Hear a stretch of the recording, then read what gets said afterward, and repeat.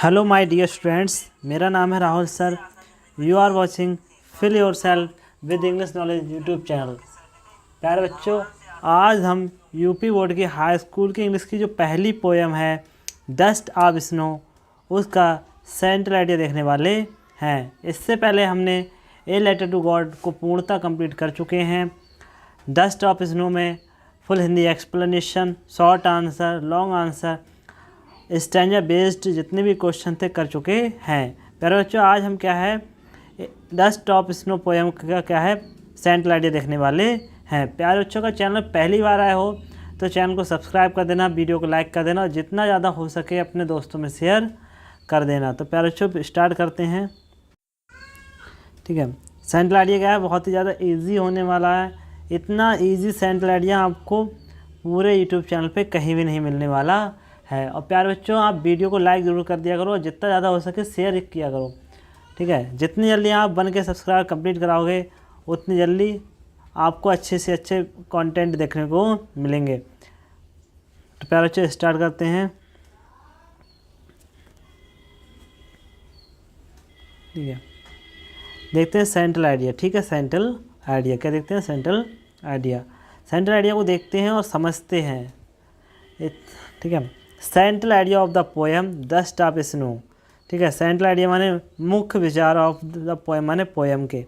Dust of snow, dust of snow poem के मुख्य विचार। Is a very good poem, कैसी पोएम है, इज माने है, ये माने वेरी गुड माने बहुत अच्छी पोएम माने कविता। ठीक है, सेंट्रल आइडिया जो डस्ट ऑफ स्नो है वो क्या है, बहुत अच्छी पोएम है। कंपोज्ड में रची गई है बाई मान द्वारा, रॉबर्ट फ्रॉस्ट मतलब रॉबर्ट फ्रॉस्ट के द्वारा। ठीक है, जो रॉबर्ट फ्रॉस्ट के द्वारा कौन सी पोएम रची गई है, डस्ट ऑफ स्नो। हम उसका क्या है सेंट्रल आइडिया देखने वाले हैं। तो प्यारे बच्चों दोबारा देते हैं।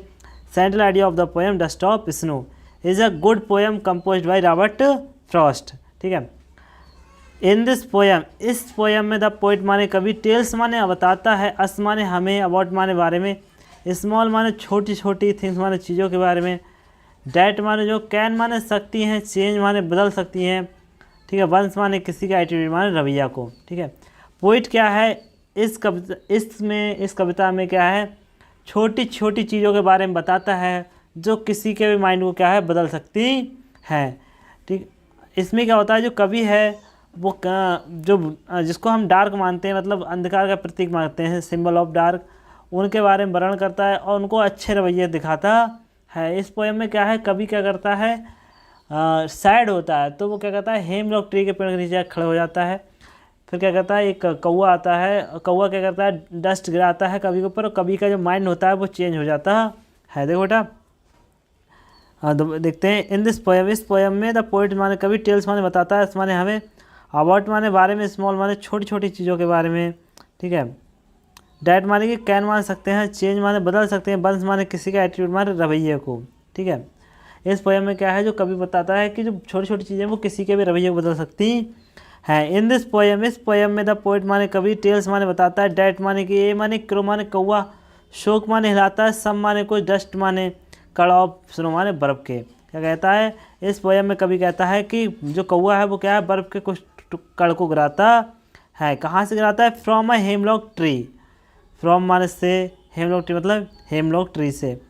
ऑन द पोइट माने कवि के ऊपर, कवि के ऊपर क्या है, जो कवि के ऊपर क्या है, जो कौवा है वो क्या करता है, बर्फ़ के कुछ कड़ गिराता है।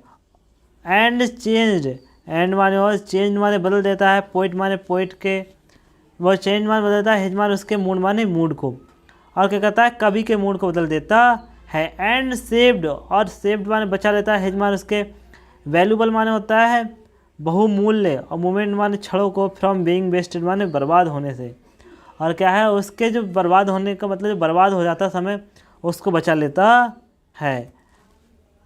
एंड सेम वे, और उसी तरीके से बन माने कोई कैन मान सकता है, शेक ऑफ माने हिला सकता है, सैडनेस माने दुख को, फ्रॉम वन शेयर माने किसी के हृदय से।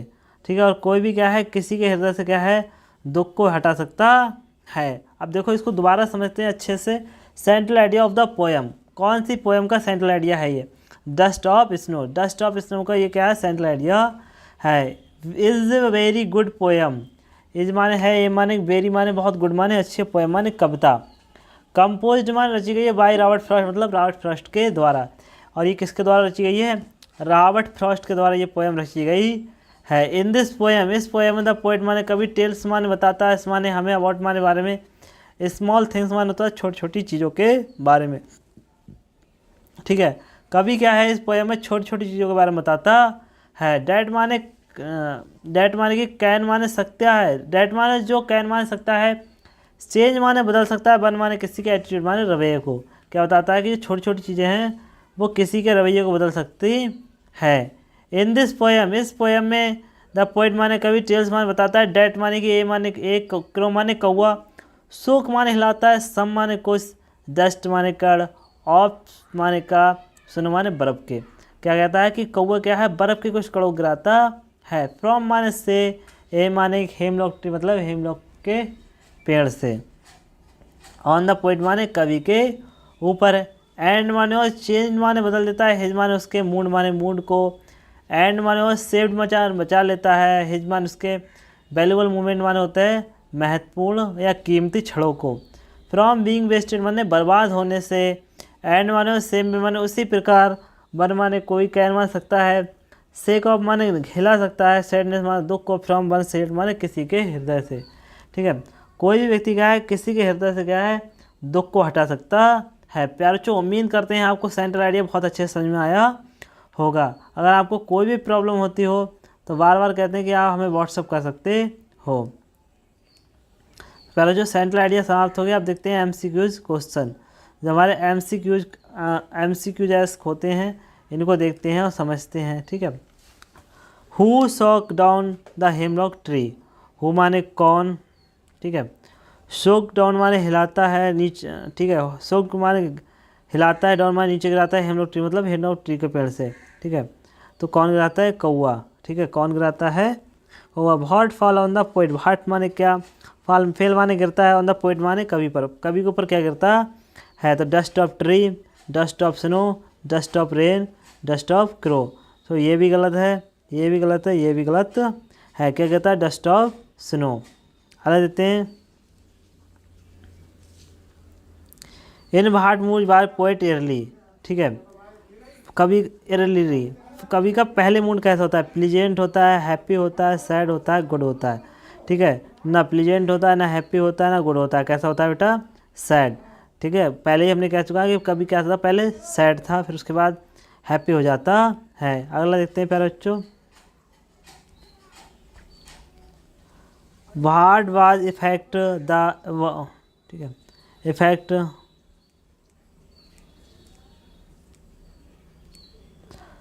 What was effect of the fall dust of snow on the poet. ठीक है, व्हाट माने क्या? बाज माने था, इफेक्ट माने प्रभाव डाला, ऑफ फॉल माने गिरा, डस्ट माने कण, ऑफ स्नो माने बर्फ़ के, ऑन द पोएट माने कवि पर।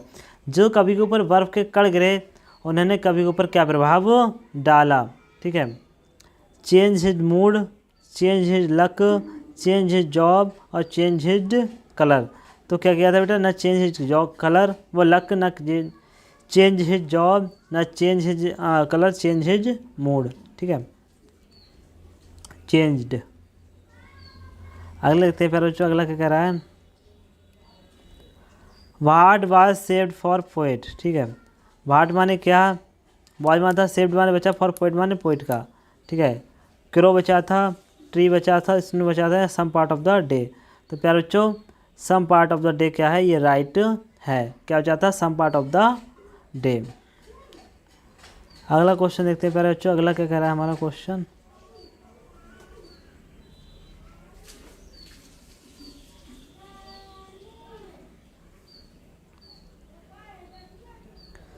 The poet says of the day I had rued, what is the meaning of rued. ठीक है, इसका मतलब क्या है? तो इसका मतलब बेटा क्या है? रूइंड बर्बाद होना, हेल्ड इंडिकेट, ठीक है, रूल्ड, ठीक है, कंक्योर्ड। तो बेटा इसका मीनिंग क्या है बेटा? Held in regard, regret. ठीक है, मतलब पश्चाताप में पड़े रहना। इसका मीनिंग क्या था? पश्चाताप में रहना। ठीक है, अगले तो देखते हैं, what is the rhyme scheme of the poem. ठीक है, इस पोएम की राइम स्कीम है वो क्या है? ठीक है, क्या है? इसकी rhyme scheme B B A C D, ठीक है। A B C D A B C D C, B A C D. तो इसकी कोई भी राइमिंग नहीं है, ये वाली है ए वी सी डी, ठीक है। आगे देखते हैं बेटा, इसको यही राइम कर रहा है। नेम द पुलिस, ठीक है, device use to in the line the saved some part, ठीक है। तो इसमें कौन सा हमारा क्या है वो हुआ है, इसमें कौन सा हमारा क्या बोल सकते हैं फिगर ऑफ स्पीच यूज हुआ है। तो इसमें हमारा कौन सा हुआ है, सिमली हुआ है, ठीक है, ऑक्सरमोरन हुआ है, मेटाफोर हुआ है, या एलिट्रेशन हुआ है। तो इसमें कौन सा हुआ है, एलिट्रेशन। एलिट्रेशन हमारा क्या है, इसमें हमारा यूज़ हुआ है, क्योंकि एलिट्रेशन में क्या होता है, हमारे सेम शब्द आते हैं, जैसे इसमें ऐसा आ गया, इसमें ऐसा आ गया, तो इसमें एलिट्रेशन हमारा यूज हुआ है। आगे देखते हैं प्यारे बच्चों, किसी दिन आपको ये फिगर ऑफ स्पीच, ठीक है, और ये राइमिंग पढ़ा देंगे, ठीक है। आगे देखते हैं बेटा,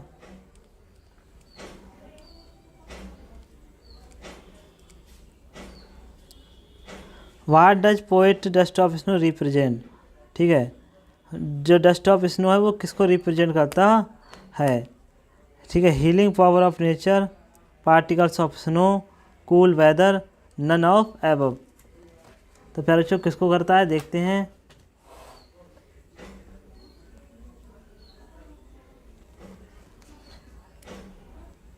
हीलिंग पावर ऑफ नेचर, ठीक है, किसको प्रेजेंट करता है, रिप्रेजेंट करता है, हीलिंग पावर ऑफ नेचर। इसमें नेचर को तो दर्शाया गया है, ठीक है। अगला देखते हैं बेटा, लास्ट देखते हैं। The crow and hemlock trees symbolize, ये किसके सिम्बलाइज हैं, सारों के, दुख के, ठीक है, सेलिब्रेशन के, या दैट के। तो ये किसके हैं बेटा, हमारे शोरों के, ठीक है। इसे बोलते हैं शारो, शारो का मतलब होता है दुख, ठीक है। ये किसके सिम्बलाइज हैं, दुख के हैं। तो प्यारे बच्चों उम्मीद करते हैं कि आपको ये सब कुछ अच्छे से समझ में आया होगा।